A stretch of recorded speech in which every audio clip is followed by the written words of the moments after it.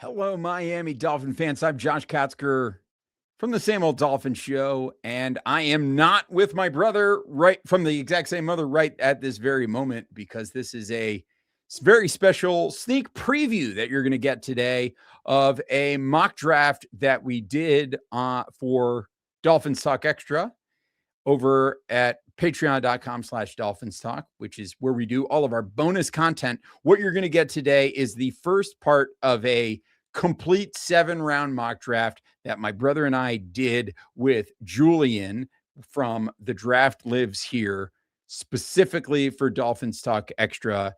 And we wanted to give you a little bit of a preview of what we did on that show. So that's what you're going to see here today. Right after I'm done talking here with this intro, you'll see the draft, the mock draft that we did, or at least the beginning of it. If you want to see the entire thing, head on over to patreon.com/DolphinsTalk. That's again, patreon.com/DolphinsTalk, where you can join Dolphins Talk Extra for as little as $5 a month. You get bonus podcasts, bonus content from myself, Aaron the Brain, from Mike. You get Mike ranting about all kinds of other stuff that you don't get on the main YouTube channel. You get it over at Dolphins Talk Extra. You also get entry into contests that we do over there.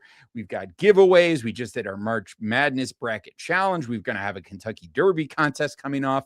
And then all through the offseason, we're going to keep content coming. We're going to be doing retro rewatch series where we watch old Miami Dolphins games and react to it in special episodes like that.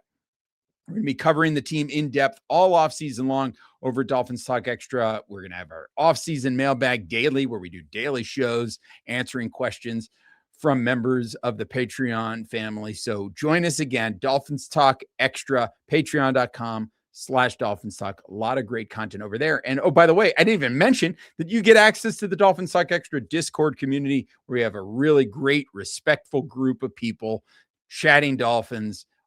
Not as toxic as social media. It's a really great place. So we hope that you will come check it out. You can check it out for as little as $5 a month. Subscribe for the whole year. You get it even cheaper than that. That's patreon.com/DolphinsTalk. Join us over there.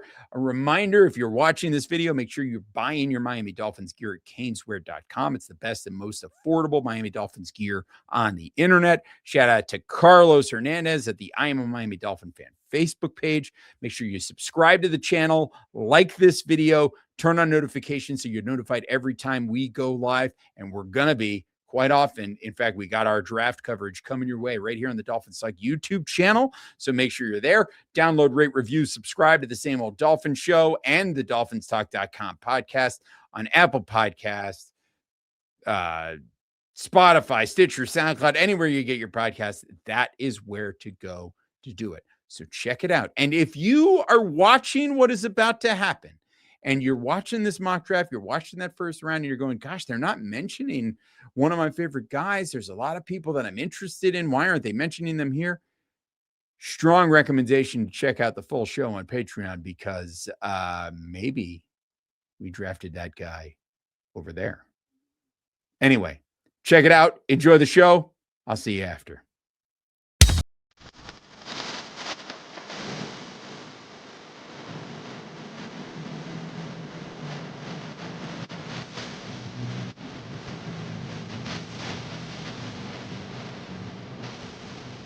Dolphins Talk Extra. What's happening? How are ya? Feels like it's been a minute. It's weird in this off season.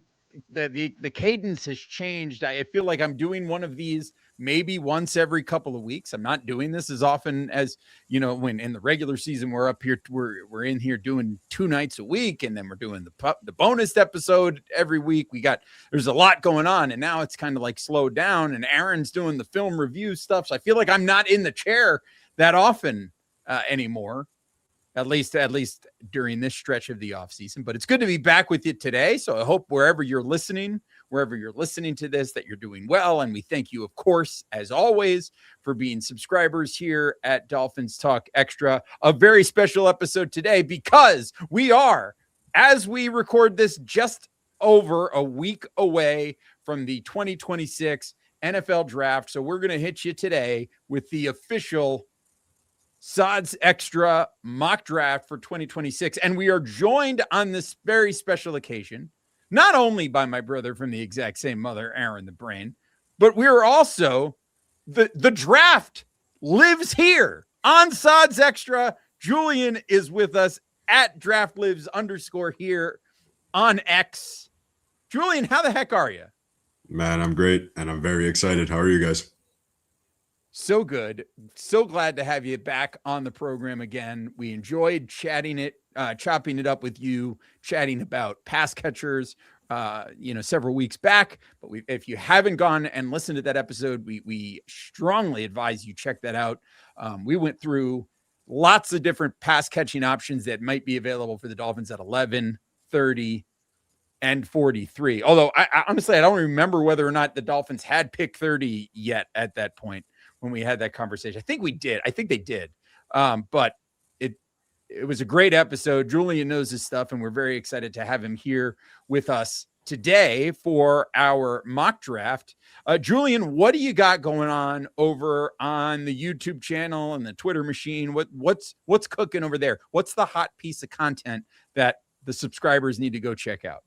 Well, now it's got to be sleepers. You got to throw your hat in the ring on these players that you're hoping that it hits. Today I just talked about Travis Burke, actually someone that the Dolphins top 30'd.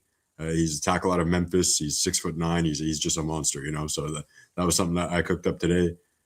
You just got to hope. You got to hope you're throwing your hat in the right ring.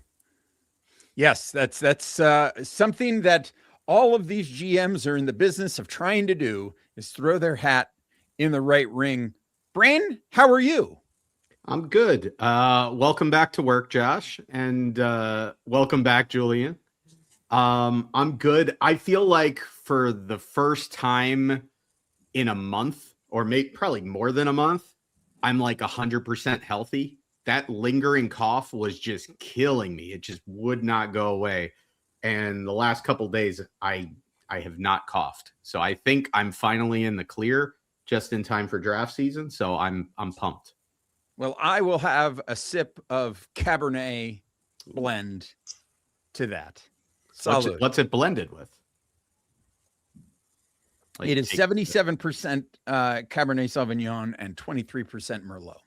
Oh, a little Bordeaux action over there. It's a little bit of a Bordeaux. It is made right here in central New York. Oh, so it's not a Bordeaux.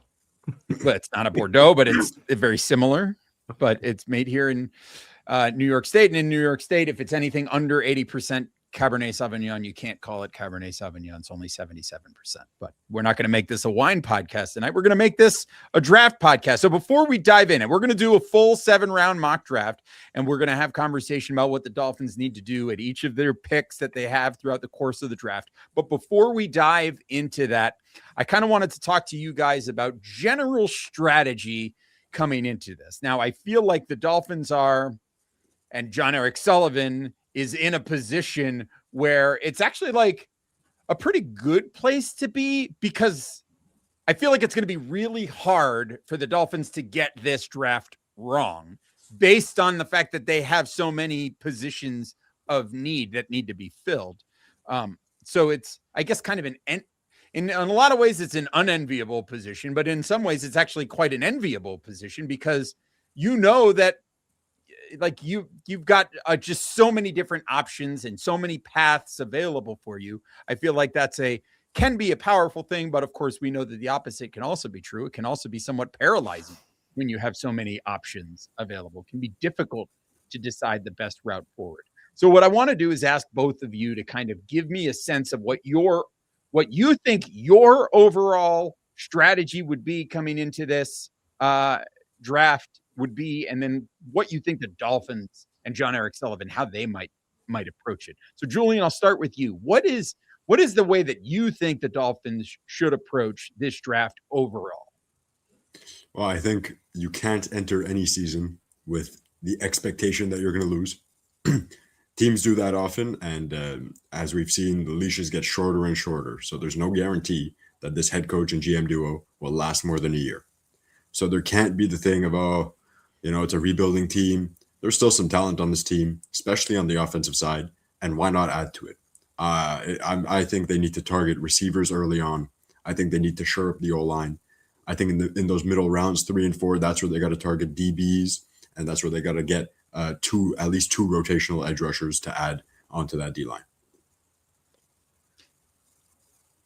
Yeah. Brain. So, yeah. We all know what the needs are on this team. And they're virtually the entire roster. You can make an argument like because they signed Malik Willis, we're not going to really put quarterback up there for at least this year. I think, it'd be interesting to see if they do attack a quarterback, if it's in day 3, which is what I kind of expect, or if they do like somebody, towards the end of day 2, if they do bite on that and take one, that would be interesting. But really, aside from quarterback, and I mean, you could even make the case for running back, but everything that they're saying about Devon Achane seems to tell you that they're not going to be trading him and a deal will get done. Aside from those 2 positions, you can make a case for every position on the roster. And because of that, and because of where the roster is at and where they're at in this rebuild, I think it's important to positional value matters monetarily, because look, if you don't fill a need at a prime position like a tackle or a wide receiver or cornerback, and you're a couple years down the road and you're having to fill that position in free agency with a prime player, you could be shelling out $25 to $30 million a year or more because of the accelerating cap, versus, drafting a guy in the first round and potentially having 5 years of control with a cap number, or even like later on in the draft, having 4 years of control over that player. So I think it matters. But again, if we're talking about what are your needs going to be 2 years from now, or even a year from now, or 2 years from now, or 3 years from now, we don't know what those needs are going to be. You've got so many needs on the roster. I think you've just got to get the best players on the board. And yes, ideally they will fit. You will get players at those prime positions. And, yes, we need a receiver. Yes, we need an edge rusher. We probably need multiples of either of those. Yes, we need a corner. Yes, we need a safety. We need to shore up the offensive line. We have a bunch of picks. I think the most important thing is that you get good football players and that you get good value. And so I think taking a best player available approach, factoring in positional value, factoring in some of your needs, and then also factoring in the talent pool and the position scarcity. What are some positions that, if you're looking at pick 11 and you're deciding between an offensive lineman and a wide receiver, and you've got 2 guys that are graded similarly, where are you more likely to find value later than at that position? Because if you're more likely to find value at one of those positions later, then it might be more beneficial to go with the other player that's in a more position scarce, playing at a more scarce position. Yeah, it's all really important stuff that I think we're going to consider here. What do we think the Dolphins are going to actually do? I don't know. We got some hints today. It seems like the Dolphins have been, whether it's in their own state-run media or if it's been in the press conferences that they've held, they've been certainly running out a lot of people that are saying the move is best player available, best player available, best player available. And that's what they've been pounding the table with. And so it seems like that's going to be the strategy going forward. I guess we're going to have to kind of wait and see. But I think we've been beating around the bush long enough. I think it's time to dive in and let's do this mock draft and let's kind of see how things play out here. So what we're going to do today is that we have a mock draft simulator that we're going to use. Obviously, there are lots of these available for you wherever you may be. The one that we're going to use today is from PFSN, their mock draft simulator. We're going to go 7 rounds. We're going to pick the Dolphins. The one thing that, we haven't talked about is whether or not we're going to accept any trades. I say let's see how it plays out. And as the trades come in, we can make decisions on a case-by-case basis to decide whether that trade is going to be right for us. But we're going to start as the Miami Dolphins. If you're listening to this in audio form, I'll do my best, at least in these early rounds, to try to give you a sense of who has come off the board between picks. As the draft goes on, it's going to be harder and harder to do that. But at least in these early stages, we're going to do that. So here we go. We're going to start our draft. I'll even have it go fast so that it can we can move through this a little bit quicker. Here we go. The Raiders have chosen. Here we are. We already got trade offers in pick 11. We've got a trade offer from the Rams where they would give us pick 13. They'd move up to 11. They'd also give us pick 61. So they'd give us 13 and 61. We would give them 11 and 130. Let me see if I can hide the trade and then come back to it. There's also another, because I want to go over who's been drafted before we make a decision on this trade, if that makes sense. So here we go. Fernando Mendoza went first to the Raiders. David Bailey, the edge from Texas Tech, went to the Jets. Arvell Reese, the edge from Ohio State, went to Arizona. Reuben Bain went to Tennessee at 4. Mansour Delane went to the Giants at 5. Francis Mauigoa went to Cleveland at 6. Caleb Downs went to Washington at 7. Carnell Tate went to New Orleans at 8. Sonny Styles went to Tampa Bay at 9. And Jermod McCoy, the cornerback from Tennessee, went to Cincinnati at 11. Can I find this trade back? Where it says trade offer. You just click that.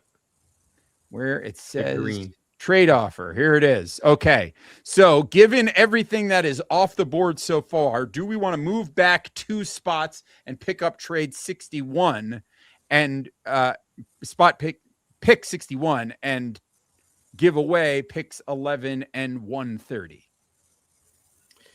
Well, hit the next button there, because there's another offer there. Is there another offer? Oh, there is another offer from Seattle that they would give us pick 32, 64, 96, and a 2027 second in exchange for pick 11 and 238. Here's the issue that I have with this site. I think the Rams trade is potentially like a realistic one. This is not realistic at all. This is not realistic. So even though and I don't know rejecting that trade. Yeah.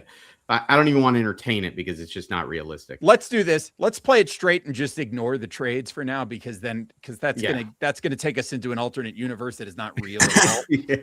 I tend to agree. So let's just talk this. So here we are. We're at 11. We're not trading. On the board for the Dolphins if they wanted them. Jeremiah Love still on the board. Mekhi Lemon on the board. Spencer Fano on the board. Monroe Freeling on the board. Kenyon Sadiq on the board. And Ione from Penn State on the board, as is Jordan Tyson. These are, I think there are a lot of players on the board here, or maybe a handful of players on the board here that maybe are a little bit of a surprise that they're still around here. So let me put it to you, Julian. What do you like in this situation? Where is the way that you want to go? Do you want to go? For me, I have a feeling, just based on our conversations, that this is a conversation for you between Fano and going receiver here. Am I right? Well, number one, if Jeremiah Love is on the board at 11, maybe a hot take, I would take him at 11 and I would ship off a chain to whoever's picking up the phone. Probably Seattle at pick 32. That is unrealistic, because that will not happen. Based on reports and based on just what's believable, if he slips away from the Titans at 4, he will go to the Giants at 5. So there's no chance that he's there at 11. So I'll ignore that. I believe that this is between Mekhi Lemon and Venga Ioane, the Penn State guard. Both were interviewed heavily by Miami, and Makai Lemon is definitely a need, and so is guard. I think both of those are some of the top prospects in the draft in general. I think 11, to get it out of the way, you get your dynamic receiver in Makai Lemon. Okay, so I wouldn't take Jeremiah Love even if this were to play out here, and I'd be tempted. And believe me, I get it. And we have been on this show since the trade deadline last season, proponents of, look, do you really want to sign Devon Achane to a huge contract? Do you like it is the running back position based on where we're at in the build, his body type, his injury history, all of that stuff. So I get it. I'm not taking Jeremiah Love here. I'm not taking a running back. To me, like, Makai Lemon and Jordan Tyson are the two best receivers on the board here, but I don't love either of them for different reasons. I would not value Lemon here at this pick. I would say, like, if we traded back like 5, 6, 7, 8 picks, like, then maybe that would be a place that I would target. And then Jordan Tyson, who I think, is my number one receiver on the board based on the film. The injury flags, I can't take him here. And I'm going to take John Eric Sullivan at his word. And one of the initial things he said, we're going to build this thing from the inside out. And so you've got, it's kind of a doomsday scenario as far as the way this thing broke. And I'd be looking at the two offensive linemen, Spencer Fano and Olivia Vega Ioane. It's splitting hairs. I think at the end of the day, I think Fano is probably going to be best suited to be a guard anyway. Scheme specifically on the outside zone, he's probably, just because of the scheme fit, would be a great fit because of his athleticism and his high ceiling. But I go back to what John Eric Sullivan said in, a couple of his answers in this press conference that he gave today. Number one, hit a double off the wall instead of swinging for the fences. And number two, get good football players regardless of their position. And that was kind of my hallmark that I said going into this draft. To me, the highest floor offensive lineman, there's no projection about it. He's going to be a good player. You know exactly where he's going to play. That's Vega Ioane from Penn State. That would be my pick. We seem to have some consensus here because it sounds like Julian likes Ioane and Aaron likes Ioane, and I don't have a strong opinion either way. I was thinking I wanted to go offensive line. So to me, I think that's the pick. So we're going to pick say the name. Olivia Vega Ioane. We're picking him at number 16. At number 11. He's a Miami Dolphin. All right. More picks have flown off the board. We've gotten another couple of trade offers in that we're going to completely ignore. So let's go with what happens. Jeremiah Love goes to Dallas at 12. Makai Lemon to the Rams at 13. Monroe Freeling goes to Carolina at 13. Jordan Tyson goes to San Francisco at 15. Denzel Boston early to the Jets at 16. Omar Cooper, here's our wide receiver run here, goes to the Lions at 17. Dylan Thieneman to Minnesota at 18. Caleb Lomu goes to Baltimore at 19. Avion Terrell goes to Dallas at 20. Keldrick Falk goes to Pittsburgh at 21. KC Concepcion goes to the Chargers at 22.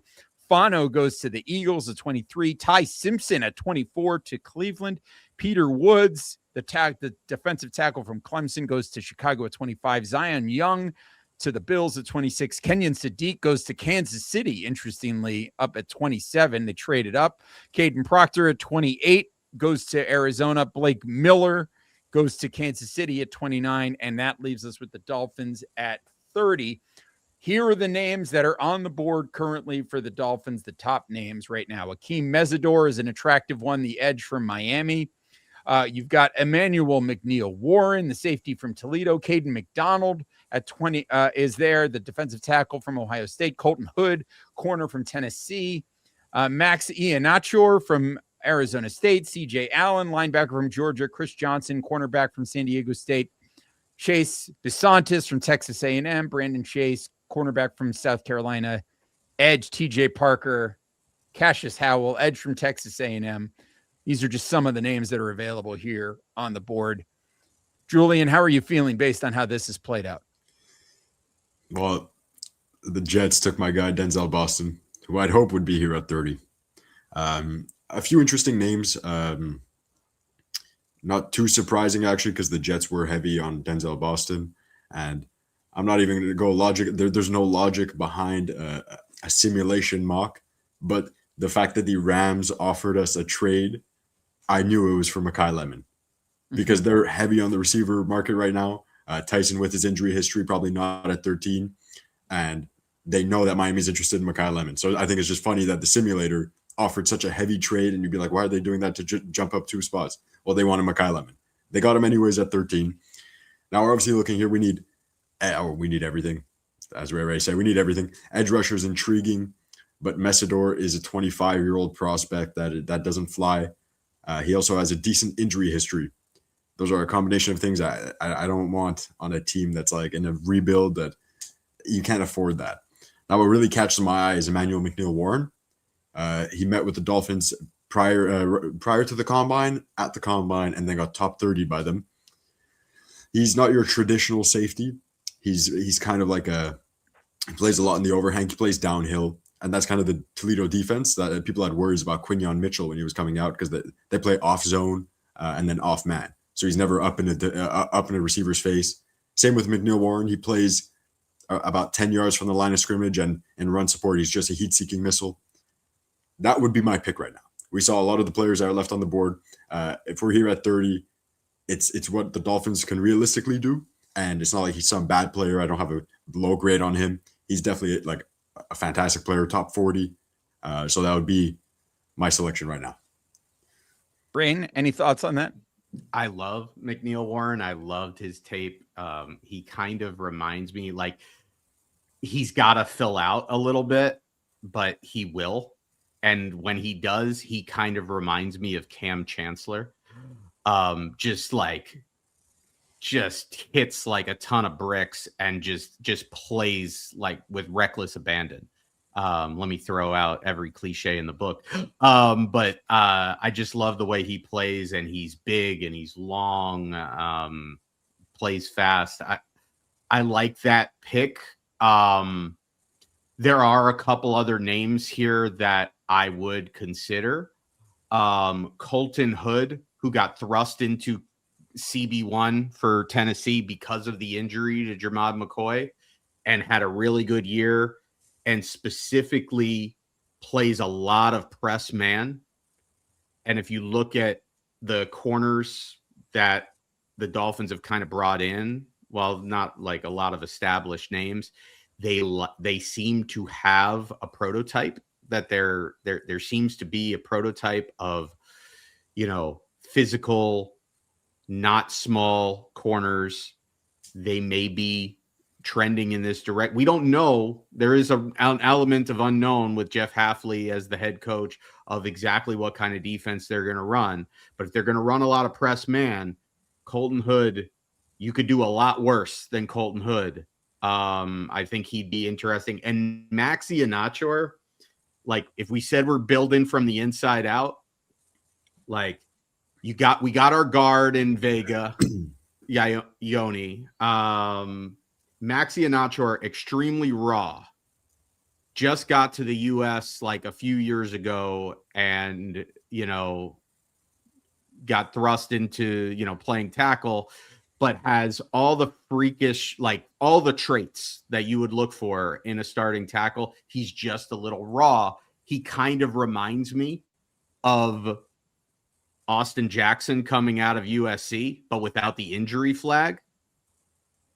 If you were to tell me that he comes in this season and he's your swing tackle and then he's your long-term answer at right tackle, I would not hate it.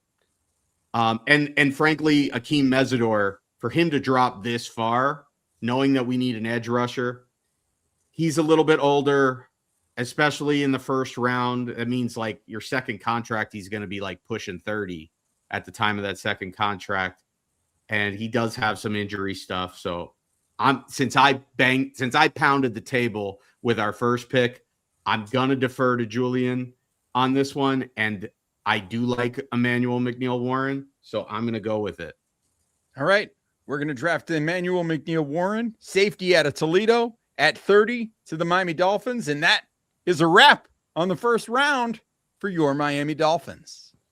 And that is it for today. Hopefully you enjoyed it. Hopefully you liked it. If you liked what you saw, head on over patreon.com/DolphinsTalk to check out Dolphins Talk Extra. You can become a subscriber today for as little as $5 a month. Save even more if you subscribe for the full year. You get a little discount there. So we hope you will join us over at Dolphins Talk Extra. Even if you don't, we appreciate you listening. We appreciate you watching here on YouTube. Thank you for being involved. Download, rate, review, subscribe. That is enough for us. But if you want to support us a little extra, Dolphins Talk Extra, patreon.com/DolphinsTalk. Thanks so much, everybody. Take care of yourselves and each other. And as always, especially with the draft coming up, go Dolphins!